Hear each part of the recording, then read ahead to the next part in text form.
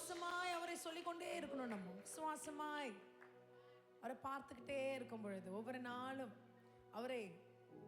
அவரை போற்றிக் கொண்டே இருக்கும் பொழுது, கர்த்தர் நிச்சயமாகவே இறங்கி உங்களுக்காக யாவற்றையும் செய்து முடிப்பார். விசுவாசிக்கிறீங்களா? கரங்களை நன்காக தட்டலாமா? இங்கே பாடும்பொழுது, பாசிட்டிவ் கன்ஃபெஷன்ஸ் பண்ணும் பொழுது, பிசாசானவனுக்கு இடமே இல்லை. கஷ்டங்கள், பிரச்சனைகள், கண்ணீருக்கு இடமே இல்லை. கர்த்தர் எல்லாவற்றையும் மாற்றி அமைப்பார். காரியங்களை மாறுதலாய் முடிய செய்வார்.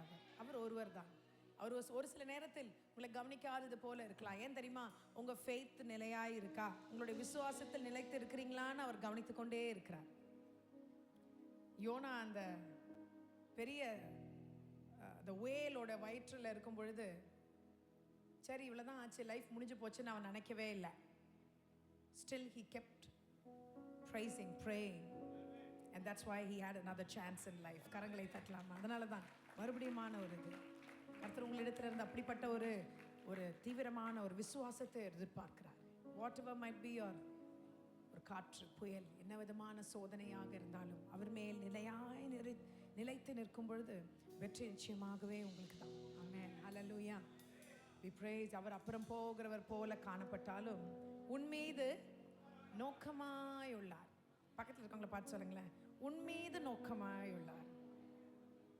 எப்படி நோக்கமா இருக்காரா? அவர் உன் நினைவு எல்லாவற்றையும் அறிகிற தேவனாக இருக்கிறார். சும்மா கொஞ்சம் இல்லை, இவ்வளோதான் அவ்வளோதான் இல்லை.